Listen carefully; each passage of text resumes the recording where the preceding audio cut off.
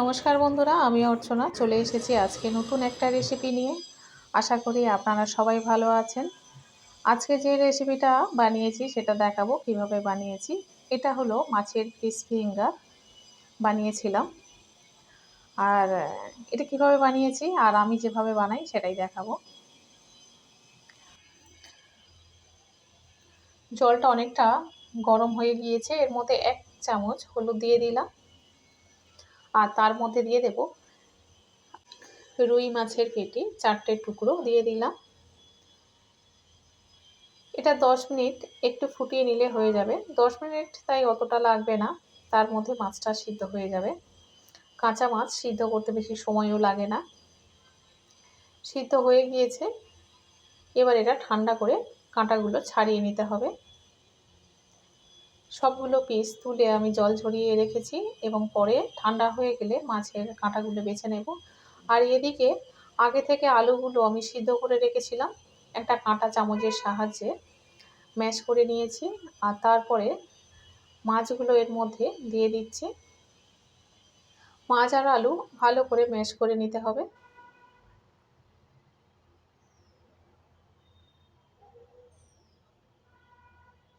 এর মধ্যে দিয়ে দিচ্ছি কিছু মশলা, যেমন 1 চামচ রসুন বাটা, 1 চামচ আদা বাটা, কাঁচা লঙ্কা 1 চামচ দিয়ে দিলাম বাটা ঝাল হওয়ার জন্য। আর এই যে মশলাটা দিচ্ছি এটা জিরে, ধনিয়া, মৌরি আর গোলমরিচের গুঁড়ো দিলাম 2 চামচ। গরম মশলা দিয়েছি অর্ধেক চামচ আর স্বাদ মতো নুন দিয়ে দিলাম। আর একটু পাতিলেবুর রস দিতেই হবে, আরও একটু দেব। আর এখানে দিয়ে দিচ্ছি কসুরি মেথি, হাতে ভালো করে ঘষে নিয়েছি আর ভালো করে মাখিয়ে নেব।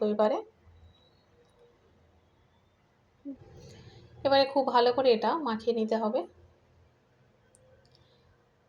দুটো মশলা বাকি পড়ে গিয়েছে, এর মধ্যে দিয়ে দিলাম 1 চামচ হলুদের গুঁড়ো, 1 চামচ লাল লঙ্কার গুঁড়ো।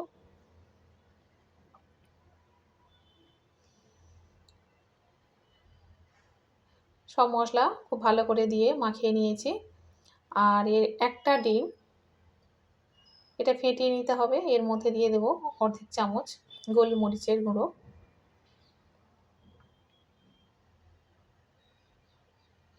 দিয়ে খুব ভালো করে ফেটিয়ে নিয়েছি। আর 1 চামচ কর্নফ্লাওয়ার জলের সঙ্গে গুলে রেখেছিলাম, সেটা এর মধ্যে দিয়ে দিলাম।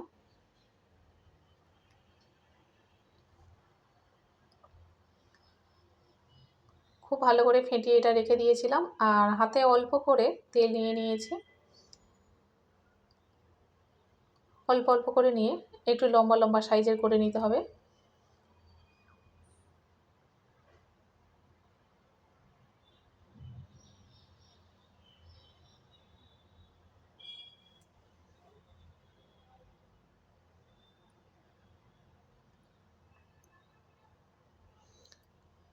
খুব লম্বা লম্বা করে নিয়েছি।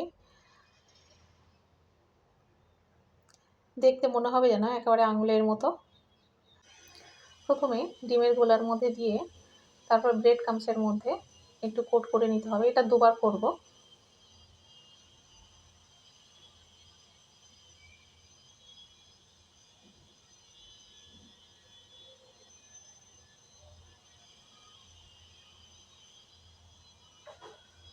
যদিও আমি এটা একবার দেখাচ্ছি, কিন্তু এটা আমি দুবার করে করে নেব, একটু সময় লাগবে তাই বেশি দেখাবো না।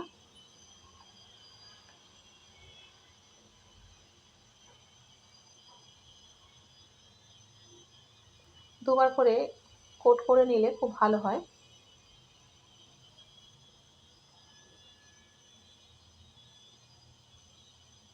বাকিগুলো আমি এভাবে বানিয়ে নিয়েছি।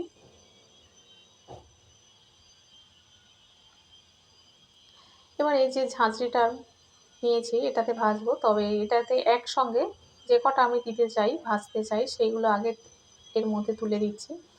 এর ফলে কি হবে, একেবারে সবগুলো দেয়া যাবে আর একটা একটা করে দিতে হবে না।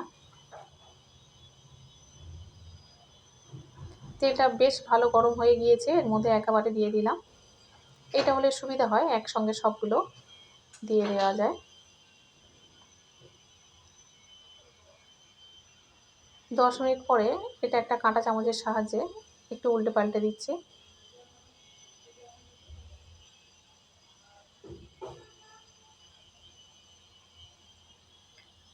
একটু নাড়াচাড়া করে নিতে হবে যাতে সব দিক ভালো করে ভাজা হয়ে যায়।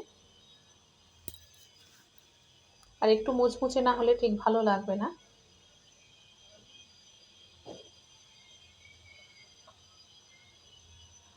এগুলো ভাজা হয়ে গিয়েছে, তুলে নিচ্ছি। বাকিগুলো একইভাবে ভাজা করে নেব।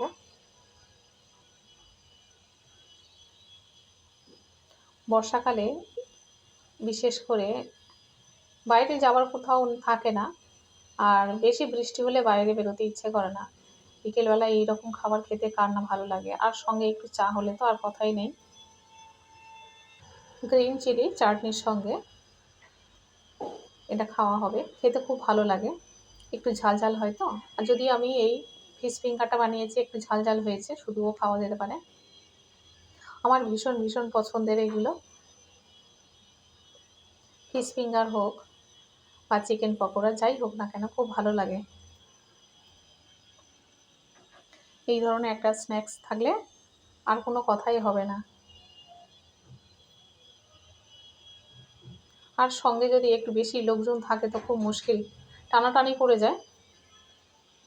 কত লম্বা হয়েছে, কত মুচমুচে হয়েছে দেখুন। আজকের রেসিপিটা কেমন হয়েছে অবশ্যই করে কমেন্টে জানাবেন। এবং আমি অর্চনা, আপনারা দেখছেন অর্চনার সহজ রান্না। অবশ্যই করে লাইক, শেয়ার এবং সাবস্ক্রাইব করবেন। দেখা হবে পরের ভিডিওতে।